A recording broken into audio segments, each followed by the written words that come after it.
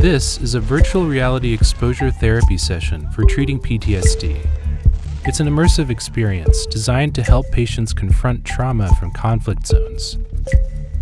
Virtual reality is, in my field, a psychologist's dream. To be able to build simulated environments, put people in, observe how they respond, help them to respond differently to support their therapeutic goals. That's the essence of why we do therapy or human research. And this field, known as clinical virtual reality, is growing, challenging popular preconceptions of VR as a novel gaming device to include advanced medical and psychological treatments. It's being used for conditions ranging from dementia to chronic pain, as well as providing training in remote healthcare sessions. You know what's amazing about VR, unlike any other audiovisual medium ever created, is how emotionally provocative it is. Because our brain was never designed to live in two realities at once. Like, that's not evolutionarily required of us. We just accept the reality that we're given. And so in VR, you feel, your brain believes that it is physically present in some other world. And that generates strong emotions. Over the last 5 years, we've probably had several million people who've used virtual environments for addressing pain, for learning social skills, if they're on the autism spectrum, to improve their mood and to help address social anxiety disorders. So, after years of intrepid research and positive results, can clinical virtual reality become a mainstream component of modern healthcare?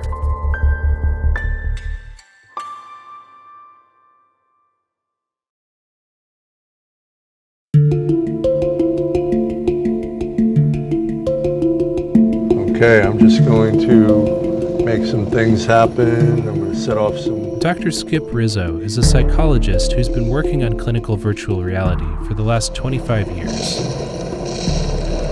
Prior to getting mixed up with virtual reality in the mid-90s, I was a clinical psychologist, and I was primarily working in brain injury and doing some work with anxiety disorders. I got frustrated with the lack of technology that could be usefully applied in the clinical areas, and when I found out about virtual reality, it just made so much sense to me. We could build real-world environments that we could immerse people in, and we could systematically control the stimulation or the stimuli in the environment. That to me was just an incredible opportunity for not only testing or training or rehabilitating function in functionally relevant environments, but we could also maybe introduce gaming factors into it so that we could enhance motivation. One of the main areas where VR has been found to be clinically effective is in helping treat anxiety disorders and PTSD, using VR for exposure therapy.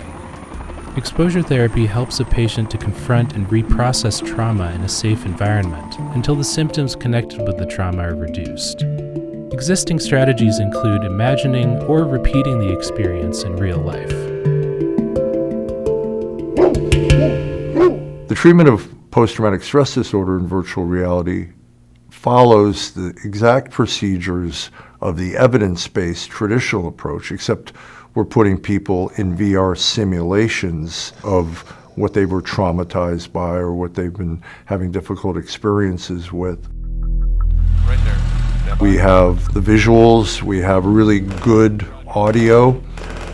We also have vibration stimuli that makes it so you feel like you're driving a Humvee, you're feeling the vibration. And we also use the sense of smell, where we can pop little scents into the experience that are reminiscent of what that world would be like, diesel fuel, gunpowder. And all of these sensory modalities create the experience of being back in the situation in a more realistic way.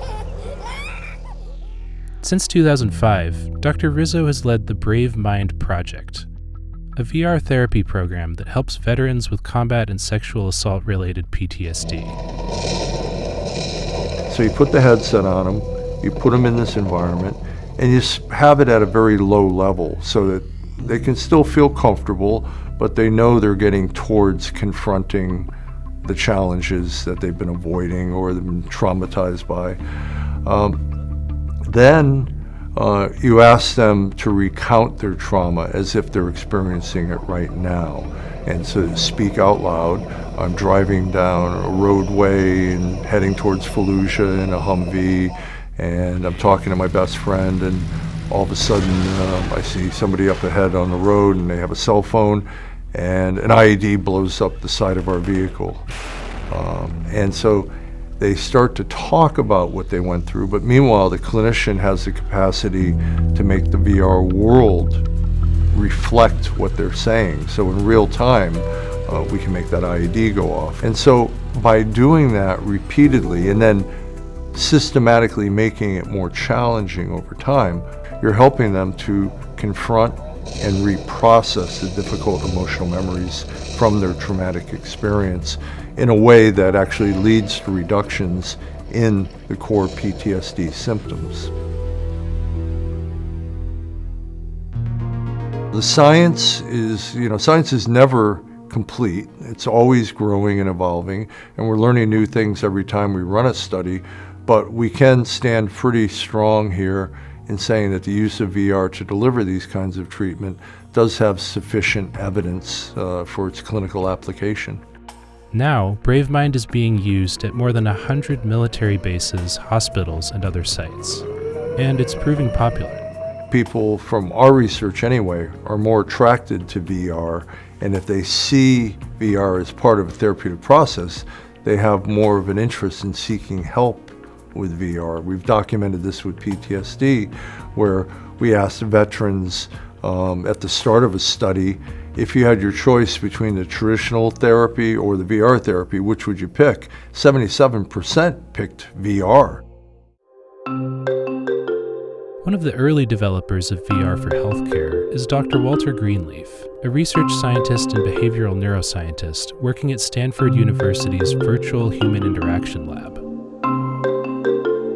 When I first got involved in working with virtual reality technology several decades ago, the systems were exciting, but they're very different than what we have right now. The computers that we used were silicon-graphic machines, and they were the size of a small refrigerator and cost more than $500,000. For a long time, virtual reality technology was viewed as scientifically inappropriate approach, that it was gaming, it was entertainment, it was something from science fiction and not quite here yet.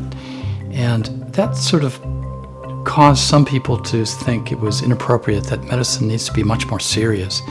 And the reality is these are very powerful tools, and we could see the potential. So the digital health revolution has been moving along really for several decades, but it's now just surging forward, and VR is one of the key components to it.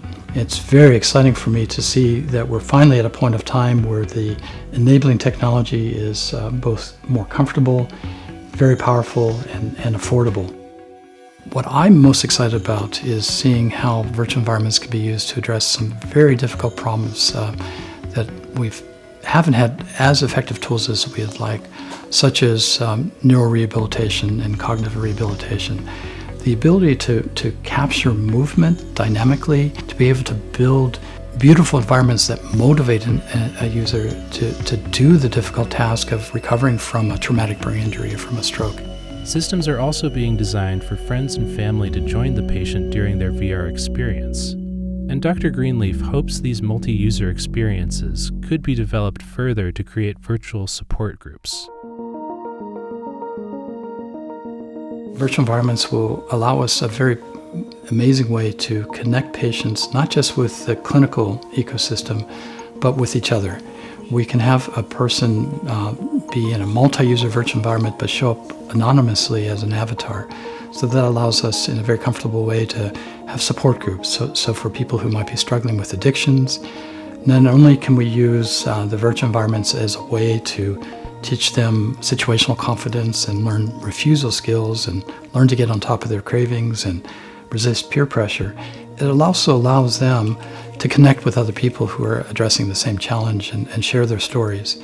And for someone who might be in a small town or who's very concerned about privacy, being able to get this sort of support in a anonymous manner that's protected is going to be so important.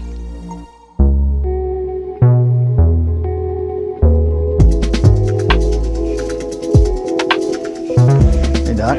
Yeah, I didn't know anything about virtual reality until about 6 years ago when a guy named Walter Greenleaf came to my lab and he said, "We have this thing called VR, check it out." Dr. Brendan Spiegel has been developing VR treatments after experiencing the power of virtual reality firsthand.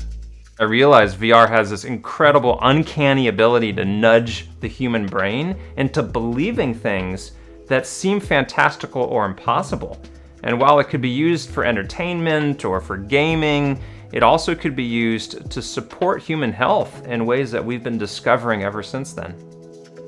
Now, Dr. Spiegel and his team research and administer clinical VR tools targeting pain management. We've treated now over 3,000 patients with VR for both acute pain and for chronic pain. So you imagine, for example, somebody who's undergone an operation for a bone fracture or anything, and they're in the post-op area experiencing pain, and the first reaction is to reach for medications. But sometimes we realize we have a pharmacy in our own body. We have natural opioids coursing through our body, and if we had a way to deploy those opioids, those painkillers that we have in our spinal cord, without having to always reach for another opioid, that's what we recognize as an opportunity. When we first started using VR, we found that over 80% of our patients found it positive or beneficial. If I had a pill where 80% of the people right off the bat felt a positive experience, that would be an absolute blockbuster drug. Dr. Spiegel's patient, former Air Force Colonel Tom Norris, has suffered from chronic pain for over 30 years and has had positive results through VR treatment. Tom puts on the VR headset and is then immersed in a virtual reality environment that both distracts him from his pain and teaches him useful coping tools. The first time I used VR, I was initially taken aback because you're enclosed in a black environment. Then when they started doing the breathing exercises, which I believe was one of the first things, they had included on the headset sensors to measure your exhalation and your inhalation. And the application showed the breathing process as little tiny motes of light. And I got entrapped, basically, by the scene and the ability to see my breath in motion. It sucked me right in, to be honest. When you see your breath in motion, and then you see an effect caused by the motion of your breath, in this case would be a tree would bloom or colors would change, it reinforces the idea that something positive happens when you breathe in a VR situation. It works. There's no question about it. You can see it in the body expression. You can see it in the breathing rate.